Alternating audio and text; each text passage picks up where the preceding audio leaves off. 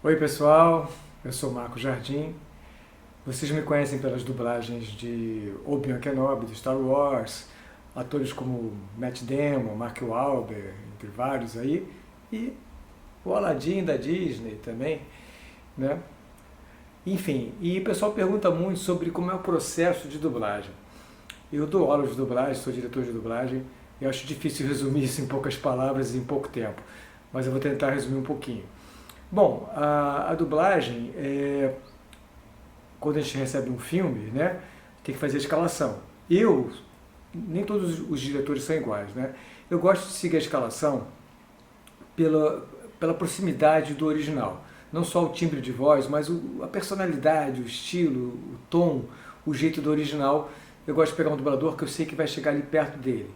Mas há uma flexibilidade entre o que é original e o que pode ser um pouco diferente em função da imagem e do personagem, entendeu? Então, às vezes, o personagem é grandalhão, esse aqui tem uma voz forte, pesada, e o original nem tem tanto. Então, eu posso até botar um cara que tem uma voz mais pesada que o original, porque vai combinar com a imagem dele. E vice-versa também. Às vezes, o personagem é leve e o original tem uma voz pesada. No caso de um filme de desenho que era um adolescente, e no original parecia um homem falando. E eu achava muito mais legal botar um adolescente mesmo, com mais voz de criança do que do original. Então tem essa flexibilidade em função da imagem e do tom original, né? E daí a gente parte para as escolhas de elenco. Um filme bem escalado de dublagem faz muita diferença, né? Se você fizer uma escalação ruim de dublagem, já começa não tão bem, né? Se você acerta na escalação, aí é maravilha, aí você está já com meio caminho andado. E além da escalação, às vezes os protagonistas, quando é um filme novo, um lançamento, esses filmes grandes aí de Marvel, Disney, é normal pedir teste, três vozes assim para escolher, e a gente então encaminha três pessoas que a gente acha que tem a ver. E também tem uma questão também, quando são atores, né, assim, tem dubladores que já fazem aqueles atores. Eu faço com frequência o Ivan McGregor, o Matt Damon, o Mark Wahlberg, o Ethan Hawke. Então, quando acontece um teste para um filme desses atores, é normal que chame as pessoas que dublam com mais frequência. Então, o primeiro ponto para chamar para o teste é esse. Quando não tem teste, aí já chama porque a pessoa já faz muito aquele ator, né? Já está acostumado. Tipo o Alexandre Moreno no Adam Sandler. Ninguém vai pensar no Adam Sandler sem o Alexandre Moreno, que está tão marcado ali, né? Enfim, como a Ladybug com a Jéssica Vieira, né? Como é que vai mudar a voz? Enfim. Bom, esse é um caso da escalação, esse é o primeiro ponto.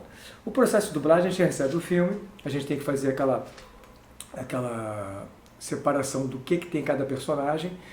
A gente dubla cada dublador isolado, um de cada vez, mesmo que tenha uma coisinha mínima, o cara vai lá, entra no estúdio ou no online, faz aquela falinha, vai embora, entra o outro.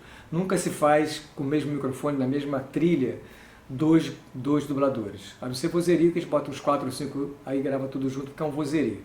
Mas nem isso tem acontecido, né? A gente tem feito até o vozerio separado também. Então a pessoa vai lá, faz uma dobrinha ou outra e faz um vozerio também, depois vai o outro, faz o vozerio, depois aquele vozerio vai juntar todo mundo. Então, o primeiro ponto é esse, vocês têm que dividir o filme por escalas de horários para que pegue um dublador de cada vez.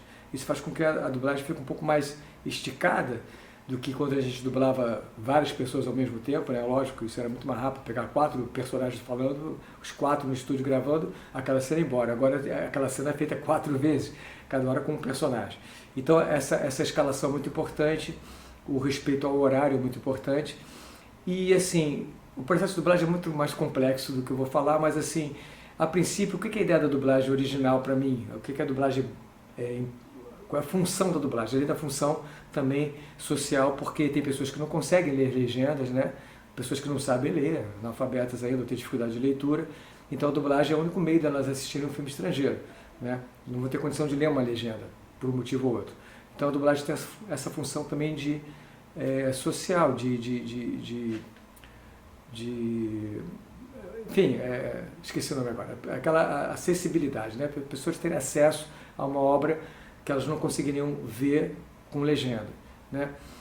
E então, fora essa função, eu acho que a ideia da dublagem é que você cria a ilusão do espectador de que aquela voz é a voz original daquele ator, daquele desenho como se ele falasse realmente em português lá desde da origem, que você consiga esquecer que ele foi falado em outra língua. Se você consegue criar essa ilusão no público, aí a dublagem atingiu a meta, para você poder embarcar na história, embarcar no personagem e ouvindo ele em inglês. Então, ouvindo ele em português, né? Na língua dele, independente de qual for a língua original. Eu acho que essa é a grande meta da dublagem. E para isso eles têm que ter muita naturalidade, a respiração super importante, as reações, que isso vai dar aquela veracidade, como se a voz saísse realmente de dentro daquele cara ali, ou que se for um desenho também, o desenho tem aqueles movimentos todos, a gente tem que fazer os movimentos juntos, para que dê aquela ilusão de que a voz sai realmente de dentro daquele personagem ali. Então, e para conseguir isso, eles têm que ter muita naturalidade, muita verdade, muito ator. Ah, sim, isso é o mais importante. Pergunta, o que precisa para dublar? Como é que eu me torno um dublador? A gente não se torna um dublador como uma profissão. Não existe a profissão dublador. O dublador é uma das atividades de ator. O ator pode fazer televisão, cinema, teatro, circo, etc. e tal. E dublagem. A dublagem é mais uma atividade que um ator está apto a fazer, um ator profissional. Por isso não é à toa que a dublagem só pode ser feita por pessoas que têm o registro profissional de ator, sejam atores profissionais. E realmente a dublagem é uma atividade de um ator, né? Nós estamos dublando atores lá que fizeram filmes, né? Fizeram séries, e nós temos que ser atores também, para poder interpretar tão bem quanto eles, né? Então esse é o primeiro ponto. Não existe a profissão dublador, só existe a profissão ator, que também faz dublagem. Alguns atores só fazem dublagem por opção, ou, sei lá, também é difícil, né? Às vezes nem sempre tem trabalho, aparece tanto. Então tem atores que realmente não fazem televisão, não fazem cinema, só fazem dublagem, mas são maravilhosos, né? Como vários exemplos que eu tenho aí, que não fizeram teatro, não fizeram uma outra atividade, mas são maravilhosos como dubladores, então não tem que questionar isso. E muitos dubladores como eu fazem teatro, fazem televisão, cinema também, porque é a atividade do ator, né? E a questão da versão brasileira, né, para concluir assim, é uma coisa muito rápida, né? A dublagem é muito mais complicada do que isso. Eu dou aula, 6 meses de aula, as pessoas ainda estão aprendendo.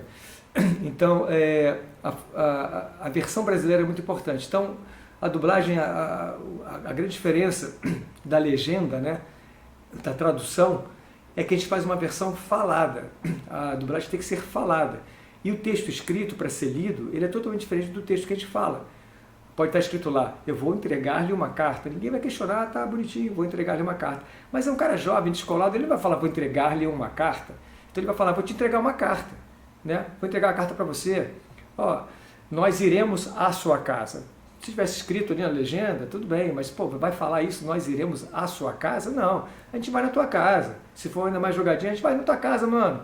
Ah, a gente está indo na tua casa amanhã. Quer dizer, o modo de falar não corresponde ao modo que se escreve. Por isso é importante que tenha sempre essa visão que o texto da dublagem não é uma bíblia sagrada, o tempo todo a gente mexe nele para ficar mais coloquial, e também tem a questão do tamanho, às vezes tem muita palavra, tem que tirar uma palavra, às vezes tem pouca, tem que botar uma palavra.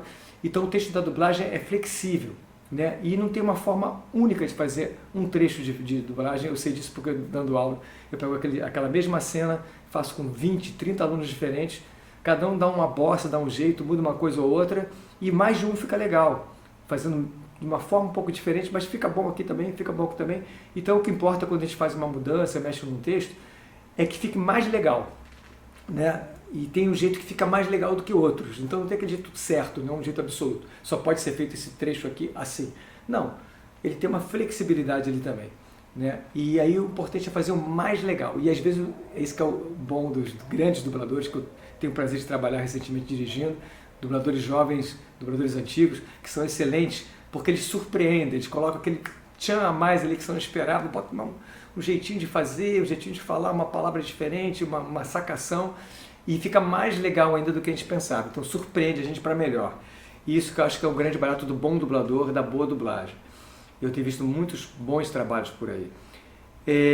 E para concluir, né, que eu acho que já até me estendi um pouco, dia 29 agora de junho é o dia do dublador, né, então nos prestigiem.